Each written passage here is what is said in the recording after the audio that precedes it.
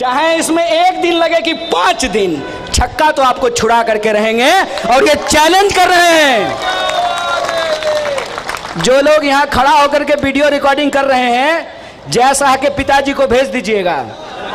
खुल्लम खुल्ला सड़क पे खड़ा होकर के बोल रहे हैं तुम्हारी जेल में कितनी जगह है हमने देख लिया है, हम देखेंगे। लेकिन इस देश के आम लोगों के हक और अधिकार के लिए लड़ रहे थे, लड़ेंगे, अपना सर कलम करा देंगे, लेकिन तुम्हारे सामने झुकेंगे नहीं। तुमको हमसे टकराना पड़ेगा, इस बात को याद रखना। तुमको हमसे टकराना पड़ेगा। इस देश के आम लोगों का जो तुमने दिल दुखाया है, जो उनकी संपत्ति छीनी है, जो उनके साथ बेईमानी किया है, इसका हिसाब तुमको चुकाना पड़ेगा, इस बात को याद रखना। जिसको किसी को भी अगर ये भ्रम हो रहा है कि इस देश को, इस आजाद देश को गुलाम बना देगा, तो उसके आंख में आंख डाल करके कहते हैं सर कलम कर देंगे, इस देश की आजादी को नहीं झुकने देंगे, इस बात को याद रखना। यह देश, इस देश में रहने वाले 140 करोड़ लोगों का देश है, इस बात को याद रखिएगा। ये 2-4 लोगों का बपौती नहीं है, इस बात को याद रखिएगा। जब तक हम जिंदा हैं, इस देश को आजादी दिलाने वाली पार्टी जिंदा है, तब तक इस देश को हम बिकने नहीं देंगे, इस देश को हम बेचने नहीं देंगे। और वही भरोसा लेकर के हम आपके बीच आए हैं। मरना ही है तो संघर्ष करके मरेंगे। इस सत्ता को हम ये याद दिलाना चाहते हैं कि यह देश जितना तुम्हारे बाप का है, उतना ही हमारे बाप का भी है, इस बात को याद रखना। अगर तुम इस देश को बेचने की साजिश कर रहे हो, तो हम इस देश को बचाने का संघर्ष करेंगे, इस बात को याद रखना। घर नहीं चला पाया, वो देश चलाएगा, हैं? कभी जिम्मेवारी उठाया होता ना घर का, तो इतना बेईमान नहीं बन पाता। पत्नी ही डांट डांट करके ठीक कर दी होती। और खुल करके बोलते हैं जितना ईडी भेजना है भेज देना, हम तुमसे नहीं डरते हैं। हमने कुछ किया ही नहीं है कि तुम हमको डरा लोगे, और जब हम डरेंगे नहीं तो तुम्हारे वॉशिंग मशीन में हमको साफ होने का भी जरूरत नहीं है। तो गरीब का बच्चा जब देश का प्रधानमंत्री बना है, तो उसको 8,500 करोड़ का विमान पर चढ़ने का क्या जरूरत है? बोलिए, क्या जरूरत है? वो तो फकीर आदमी है, पैदल भी दौड़ लगा देंगे। हवाई जहाज का जरूरत क्या है, वो भी 8,500 करोड़ का। ये खेल हमको समझना पड़ेगा।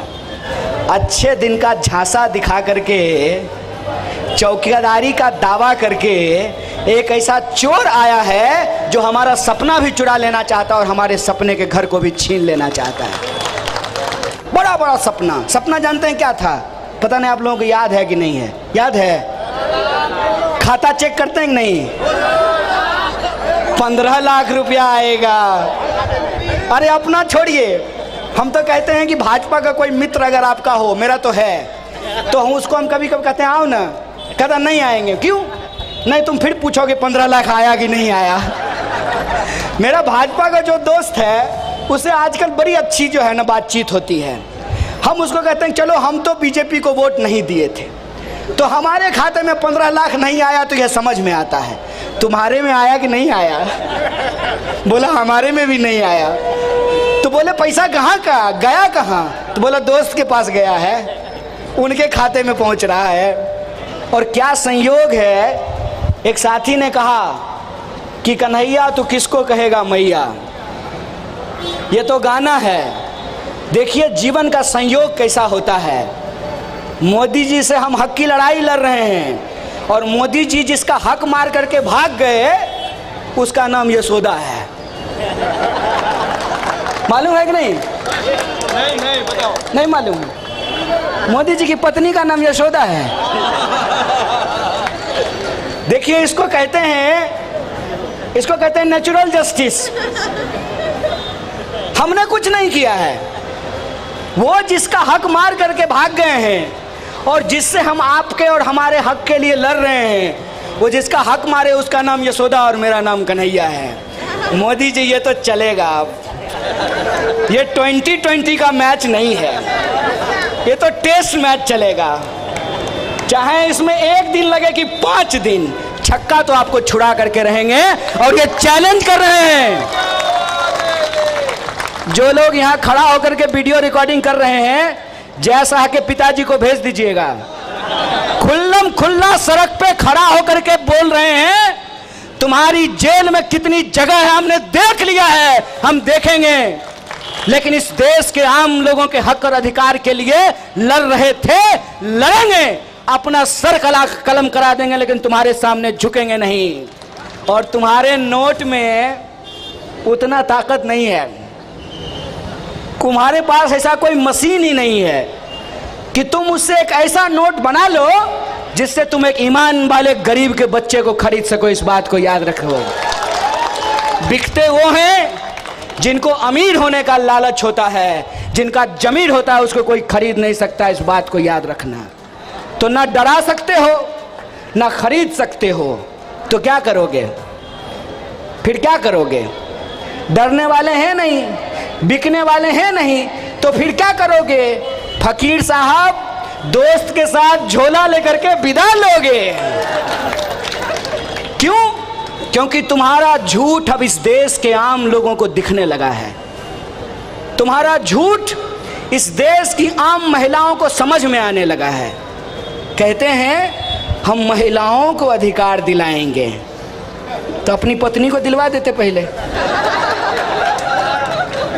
कहते हैं कि हमने देखा है चूल्हा पर कैसे धुआं से जो है ना आंख से आंसू आता है, तो आप तो बोले हम 40 साल से भीख मांग के खा रहे थे। कहा कि हम गरीबी देखे हैं इसीलिए हमको गरीबों के बारे में पता है। तो क्या अदानी गरीब है? अदानी गरीब है कि गरीबों का बस्ती छीन करके जो है उसको बेच रहे हो? अदानी गरीब है क्या? तुम्हारी बेईमानी अब लोगों को नजर आने लगी है।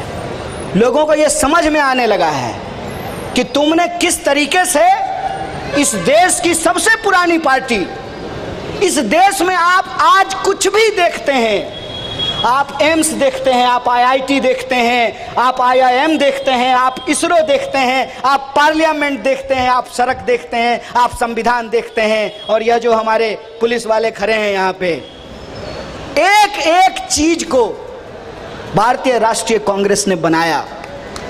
देश की सबसे बड़ी पुरानी पार्टी के खिलाफ एक कैंपेन चलाया, और जो व्यक्ति सबसे ईमानदारी से हमारे आपके जैसे साधारण व्यक्ति के लिए लड़ रहा था उसको बदनाम किया।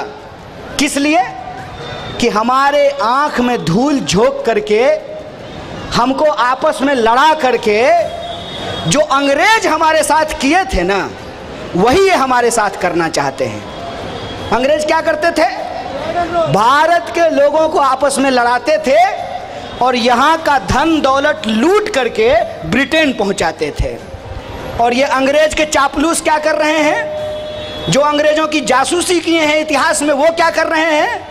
वो इस देश के आम लोगों को लड़ा रहे हैं और देश की संपत्ति को अपने दोस्त की तिजोरी